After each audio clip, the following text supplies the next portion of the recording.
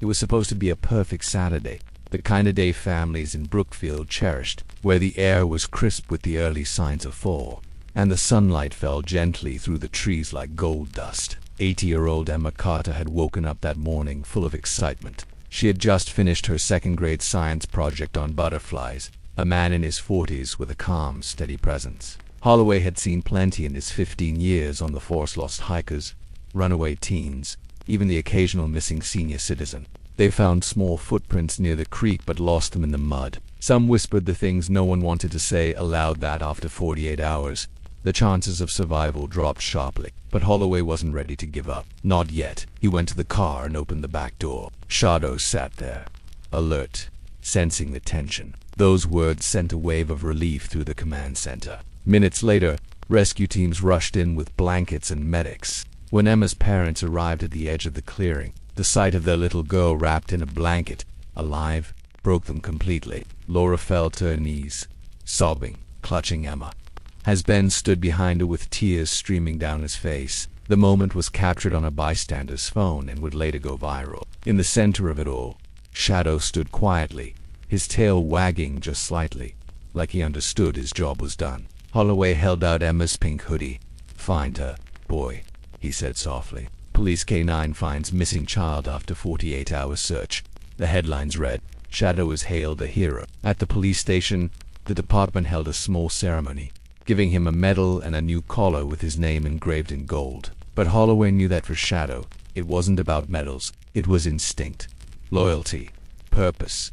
Emma recovered fully, though she never forgot the woods. Her parents later visited Holloway and Shadow, bringing cookies and a new toy for the dog. Emma knelt down beside him, hugging his neck, whispering softly, "Thank you for finding me." And in that moment, it wasn't just a rescued child or a heroic dog. It was a reminder of the bond that exists between humans and animals, the kind of bond that can save lives. Shadler simply sat calmly, his eyes soft, his duty fulfilled once more. Shadow sniffed it, his nose twitching, and then without hesitation, he leapt out of the car and pulled toward the tree line. Holloway followed. Drones flew overhead scanning for heat signatures, but the thick canopy blocked their view. Shadow moved with purpose, nose to the ground, zigzagging through trees, crossing over logs and streams.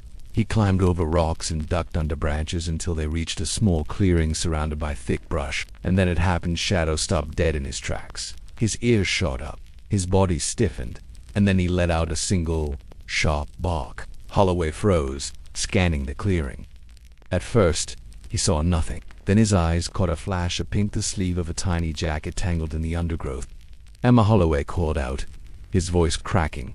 There was no response. He rushed forward, his boots splashing in the mud. Shadow pushed through the bushes and began whining softly, circling a small figure curled up near a fallen log. Holloway's heart pounded as he knelt down. There she was, Emma, pale, weak, her small hands clutching a stick like it was her only protection. But she was breathing. Her eyelids fluttered. "I was so cold," she whispered faintly. Holloway felt a lump in his throat. "You're safe now," he said, his voice gentle. He scooped her into his arms, holding her close, feeling just how fragile she was. Shadow stood beside them, nudging her gently, his eyes soft. Hours passed as they pushed deeper than the other search teams had dared to go. Shadow suddenly stopped near a fallen branch, sniffed the ground, and barked sharply. He had crouched down. Tiny footprints, faint, washed out by the rain, but they were there. "Good boy," Holloway whispered, his hope reignited. They continued. The terrain grew harder. Brambles snagged at Holloway's uniform. The air smelled damp and earthy. Shadow paused often, sniffing, recalibrating, making sure he didn't lose the trail. By the first night, hope was already flickering. It grew colder. Emma had no food, no shelter. Laura refused to leave the edge of the woods, clutching her daughter's stuffed rabbit to her chest. "She hates the dark," she whispered to no one in particular. Ben stood silently beside her, his face pale, his fists clenched, the image of a father trying to stay strong but cracking inside. Holloway watched them, feeling the weight of every second slipping away. But a missing child. He knew the clock was ticking. He reassured Laura, though the worry in his eyes was clear. "We'll find her," he promised, even as he scanned the tree line with unease. Holloway was known around the department For one thing, beyond his discipline, his bond with Shadow, his canine partner. Shadow wasn't just any German shepherd. He had a history that few knew in detail. Born into a litter bred for police work, Shadow was the strongest, smartest pup. He'd served in countless search and rescue missions, finding people when others had given up. Once, he'd tracked a lost hiker for 19 miles through rough terrain. Another time, he'd found an elderly man with dementia who had wandered out into a storm. But Shadow wasn't just a working dog, he was Holloway's best friend. When Holloway lost his wife in a car accident 5 years earlier, it was Shadow who stayed by his side during the long nights. The two had a quiet understanding, a connection that went beyond commands and training. Holloway knew what the dog was capable of, but he also knew the stakes now were different. This was a child, and the woods stretched 4 miles, and she wanted to find some in the woods behind her house to add to her little scrapbook. Her mother, Laura, a gentle woman with tired eyes from juggling work and home, had been busy folding laundry while her husband, Ben, tinkered with the old pickup truck in the driveway. Their life wasn't extraordinary, just a simple family trying to hold things together. But for Emma, every day was an adventure. She was the kind of child who would pick wildflowers for the kitchen table, who talked to stray cats on the street like they were her friends, and who had a laugh so pure that it made even the grumpiest neighbors smile. That afternoon, she asked her mom, "Can I go look for butterflies? Just in the backyard." And Laura, distracted by the ringing phone and thinking nothing of it, said, "Stay close, honey." Emma slipped on her little pink jacket, the one with a missing button on the pocket, and skipped out the back door. She followed the fluttering wings toward the edge of the woods, where the grass turned into a wall of trees. She'd been there many times, never more than a few feet in. But something was different this time. She saw a particularly bright butterfly dancing deeper into the trees and followed it, giggling, until she realized she couldn't see her house anymore. She turned, expecting to find the familiar yard, but there was nothing, just endless woods, silent and still. Panic crept in slowly. She called out for her mom, but her small voice was swallowed by the trees. By the time Laura came out 20 minutes later to call her in for lunch, the backyard was empty. At first, she wasn't worried. Maybe Emma was behind the garage. Maybe she was crouched under the porch. But after searching every corner, her heart began to race. "Ben, Emma's not here," she shouted, her voice trembling. Within minutes, the quiet neighborhood turned into a frantic search party. Neighbors dropped everything, shouting Emma's name, checking sheds, driveways, every familiar spot. Hours passed. The sun began to dip, shadows stretching long and dark across the woods. Fear settled in like a heavy fog. Laura called the police with shaking hands. "My daughter, she's gone," she whispered into the phone. Officer Mark Holloway was the first to arrive. The search began with dozens of volunteers fanning out with flashlights. By the second day, things grew desperate. Rain had begun to fall, making the ground slick.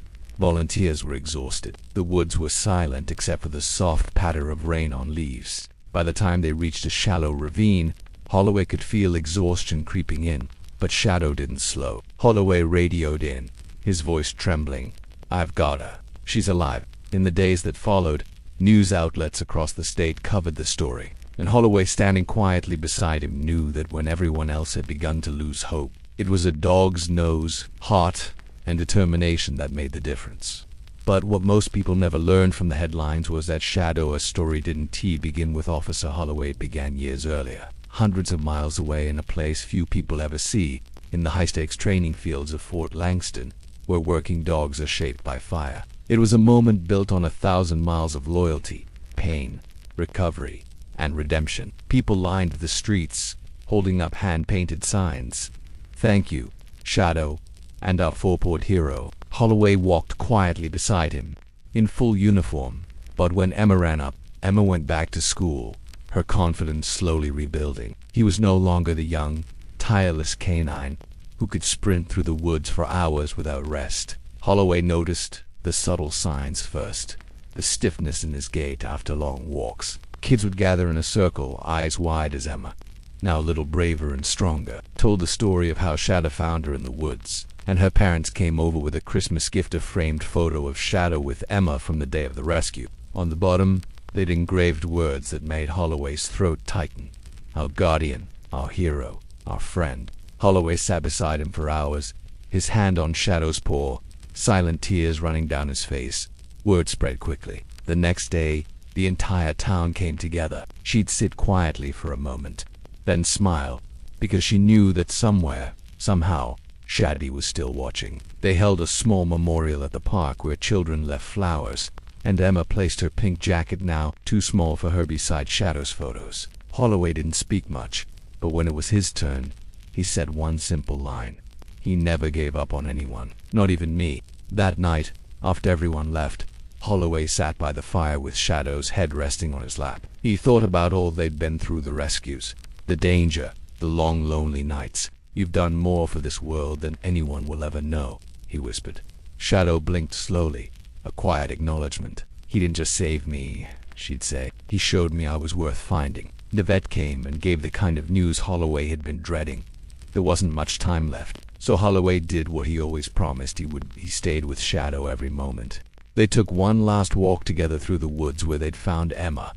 Holloway sat on the same log where he had radioed in the rescue, watching the sunlight filter through the trees. Shadow rested his head on his boot, breathing slowly, peacefully.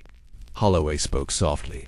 "You can rest now, buddy. You've given everything." The kids would line up one by one to pet Shadow, and he'd sit patiently, his tail wagging gently, his calm energy comforting even the shyest children. He visited nursing homes too, where elderly residents would stroke his fur and share stories of dogs they once loved.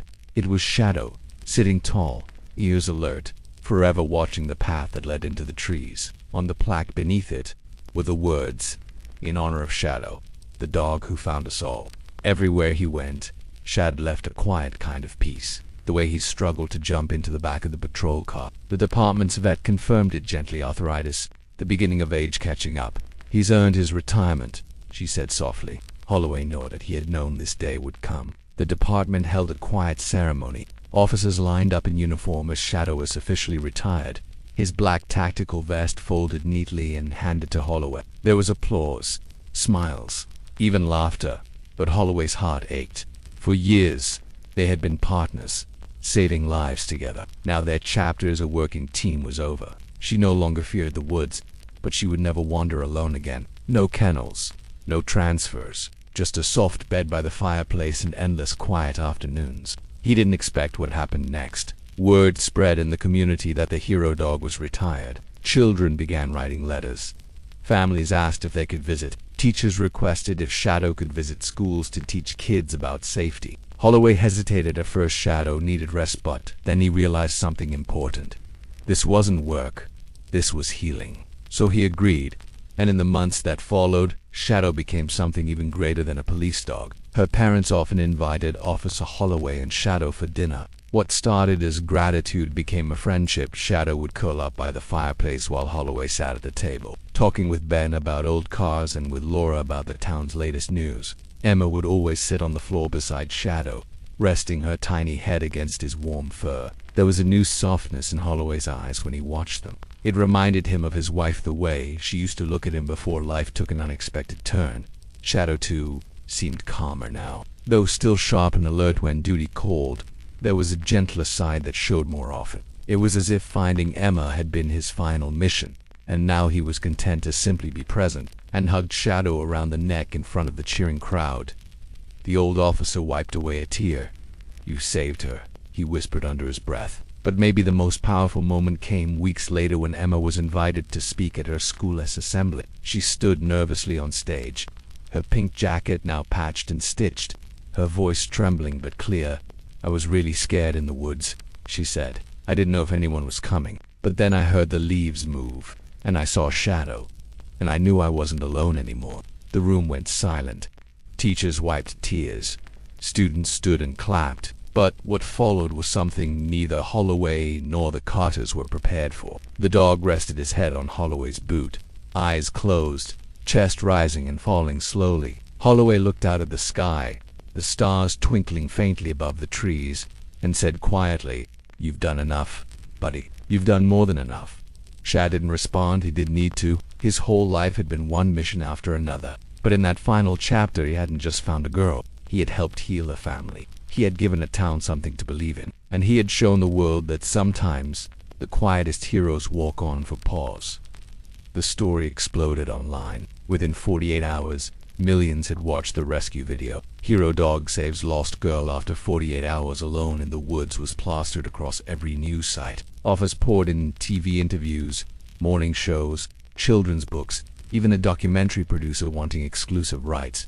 But Holloway, ever private, declined. "We're not doing this for a spotlight," he said simply. "We just did our job." The Carters, overwhelmed by support, found their once quiet life transformed. Emma started receiving letters from strangers, other kids, parents, even veterans telling her how strong and brave she was. But something had changed in Emma too. At night, she would wake up crying, still hearing the sounds of the forest. But when she did, her parents would bring her to the backyard, and there he would be Shadow, resting peacefully, eyes half closed, tail thumping gently when she approached. She'd sit beside him, hand on his fur, and the tremors would stop.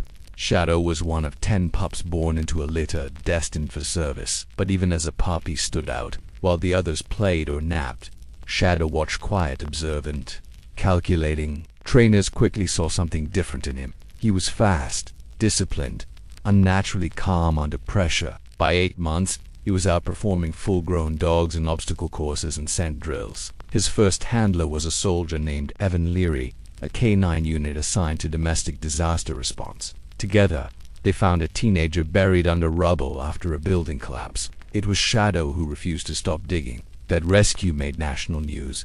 But months later, tragedy struck. During a chemical spill operation, Evan collapsed from exposure.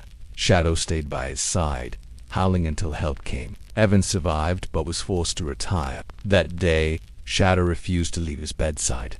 It took 3 officers to gently separate him. He was then reassigned, this time to the Brookfield Police Department, where Officer Mark Holloway had just gone through the hardest year of his life. Holloway had lost his wife in a car crash that left him spiraling in silence. His captain thought pairing him with a dog might help. It did. Shadow became more than a partner. He became the one living being Holloway could talk to in the dark. Over the years, they built an unshakable rhythm. When Shadow was injured during a rescue operation in the mountains, cut badly across his flank while tracking a lost child, Holloway carried him 5 miles back to safety.